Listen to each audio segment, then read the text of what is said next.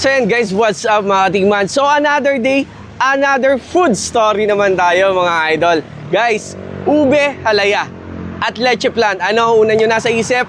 Syempre, Barangay TKO yan ng San Pablo City mga idol. So ito, marami na po ang nakakaalam nito at sila, kahit mga taga-ibang lugar, umu-order dito sa TKO ng ube halaya at saka ng leche plan, diba? So talagang pang-export ito para sa ibang bayan, no?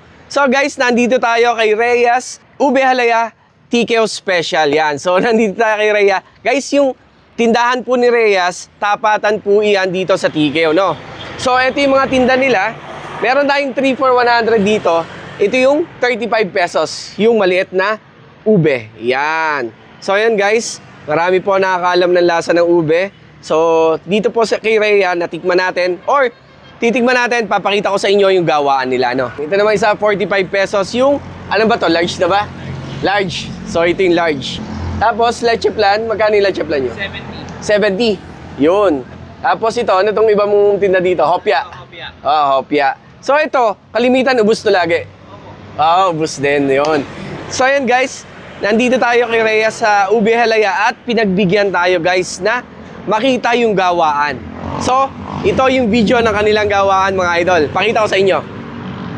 So, syempre, hindi tayo pupunta dito hanggat di natin natitikman itong ube ni Reyes Ube Halaya dito sa TKO, syempre, di ba? So, tikman natin yung may cheese. So, bibihira po ako makatikim nito yung may cheese. Try nyo po. Masarap po ba yung combination niya? Para sa akin, mas masarap po pag may cheese. Mas masarap po pag may cheese. O, kayo ba, nakatikim na ba kayo ng ube na may cheese? Eto yan, oh. Masarap. Ang lambot po niya, tapos yung liga talagang tamang-tama lang po, no? Pero kita nyo naman guys, nalunok ko na agad. Ay, tama nga po. Eksakto yung lasa ng cheese. May kasamang alat na konti, yung ube. Yun po. Punta tayo sa kasaba. Kasaba na may makapuno. Ano po?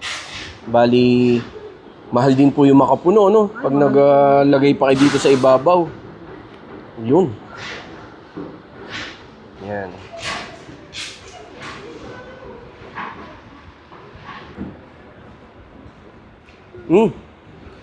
Ang galing nung makapuno, guys. Nagbigay tamis talaga siya doon sa kasaba. Ang galing. Ngayon lang po ako nakating nun eh. Kasi yung kasaba na natikman natin, plain na kasaba lang eh. Pero dito po, ang galing nung pagkakamix nung tamis ng makapuno. Ano po, ang galing. So okay pala yon, kasaba na may makapuno. At syempre, hindi natin malalagpasin ang leche plan. Ito po ba ay maraming itlog o maraming gatas?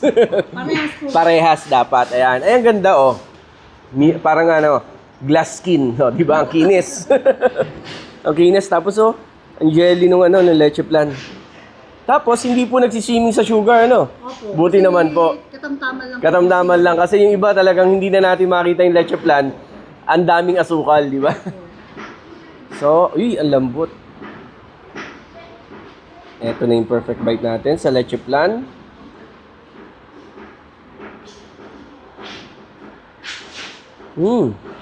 Balansi po yung itlog at saka gatas. Nice. Okay po siya. So 75 na po pala ito ngayon, no? O, kita mo isa pang subo, di ba? Bagay na bagay sa okasyon ngayon, mga idol. Dessert, di ba? Kayo po ba inatanggap ng mga rider, ganyan, papapick up, gano'n? So, sa Facebook page po? Kalimitan po na yung mga lalamove. Lalamove po, yun ang ginagawa. Pick up po sa amin. Okay. So, pero sa Facebook page nyo po, doon kayo makakontakt po. Pwede po Para po magpapadeliver sila, ano? So, yun guys, napakadali magpa-deliver, no? Saan po nagmumula pa yan? Sa Nueva Ecija. Doon pa po siya galing. Bali, dinideliver na lang po dito. Oo, dinideliver yan dito. Nakakailan po ganyan sa isang araw? Bali, ang 3 grupo sa umaga, 3 grupo sa panggabi. Okay po. Yung 3 grupo sa umaga, tig-10 na sigang, tig-10 sigang sila. So, 30. 10 ganito po. 10 luto Okay, na ganyan, na bawat ganyan. isang grupo. Okay. So, sa 3 grupo, sa umaga, 30 sigang, sa gabi, 30 sigang. Ganun po 60 karami. na, Ngayon, mas 24 marami kasi Peak season po ngayon, ano? Pag siya ilagan-laga, saka mo yun siya sasalain. Pagkasala po, saka po ilalagay dito. Oo, yung screen na pino, Opo. palulusutin mo siya ng pauti-pauti dito sa Palulusutin. ilalim. Yung parang halos walang pumatak. Opo. Pero pupunin mo yun, kailangan punin mo yun. Para, Paano yung mga hindi po nasala? Saan ang punta na? ano yun, yamas na yun. So pwede nang pakain sa mga baboy yun. Okay. So ganun pala yung gawa ng ube kasi kahit mga taga San Pablo po hindi alam yung kung paano gawin, kung paano lutuin to eh. So ilang taon na po itong lutuan dito? Since 2014. 14. Okay po. May isang dekada na rin pala, ano po? So dito na tayo sa finished product po, ano? So ito na po yun. Opo. Puhulmahin po siya. Uhulmahin na. So ito, inuhulma po. Opo. Tapos nakalatag, isang oras pa siya hahanginan po. Oo, kasi kailangan po na talagang malamig po siya. Malamig, hindi kailangan Para hindi po mainit. siya mapanis. Okay Kasi po. pag inulma na mainit, mapapanis po agad siya. Ano po ba yung tsura ng panis na ube? Parang bibira ako makakita. Nagmo-moist po siya. Nagmo-moist po siya, okay. So after po niyan, babalutin na. Llanera pala yung gamit sa pag-uhulma, kaya ganun ang itsura. Ayan. Ito na yung pinaka-finished product. Kasi hinulma na ni ate. Ang galing mo. Saan pa po ito magdadalhin? Mindoro. Norte. Norte. So meron po kayong reseller na kausap, parang ganun? Oo. Or direct buyer sila? Direct buyer sila sa amin. Bari sinusupply namin sila. 4 na tindahan nyo sa Mindoro. At tindahan din po, tas sila nagtitinda doon. Oo, tapos ang ginagawa namin sa alas 10 ng gabi, dinadala namin sa turbina from Manila, galing Divisoria, then pipick upin nila sa turbina to. Okay. Ikakarga nila sa- Nakakarating pa ng Divisoria po. Oo, tapos diretso na sila ng Pero yun, yung ubi ng Tikew nakakarating ng Divisoria at Kaya saka ito, hindi mo Norte. pwedeng hindi lulutuin ng ayos kasi Opo, pag ito hindi mo niluto ng ayos, may hilaw ang gatas yan, pwedeng masira ka agad yan. masira ka agad. Kaya mahaba ang biyahe. Ano po ba ang lifespan ng isang ube? Sir? Ang isang ube ay 3 days ang shelf life, room temperature. Pero 3 pag days. Pag ni-rep po, 10 to 14 days okay na okay. matagal-tagal naman pala. So yun, Yung amin. grabe no. Dinadala na nila sa ibang lugar no. So, sa mga kapanood po, yung mga hindi taga San Pablo, pwede kayong mag-message sa kanila to order. Ano po? So, deliver na lang po. Madali lang naman ang mga shipping ngayon. Ano po? So, bukod sa ube halaya, meron ba silang ibang product? Tama po. Ito po yung, ito yung pinaka-ube halaya. Pwedeng may cheese. Pwede po siyang balutin na kasama yung cheese. Pwede din po. Sa tab na po siya kapag may cheese. Okay. Tapos ito naman po, kasaba na may makapuno sa ibabaw. Ayun. Gandang panghanda nito, no? Opo, pang New Year. Pang New Year. Kasi ito naman po, cheese lang. Cheese lang po. Okay. Tapos, syempre, guys, ang talagang matagal na, leche plan ng Tikew, mga idol. San Pablo yan. Diba? Pag sinabing ube at saka leche plan, Tikew yan. Tikew, San Pablo. So, alam na alam po natin yan. So, ma'am, update price po natin. Magkano po sa inyo? Ang leche plan po namin ay 75. 75. Ang ube po, Ay 45 po. 45. Okay. 45 siya, 70. Meron Oo. pong 3 for 100. Pero pag ni-resell po ito, dumating sa ibang lugar, magkano na po siya ngayon? Nagbibigay kami ng discount. Meron bawas. So, pwedeng 75 pa rin ang benta nila. Tataas pa po nila. Pwede pa itaas. Ano po, depende sa kanila. So, yon sa mga naghahanap dyan, resell, pwede po itong leche plan at saka ube.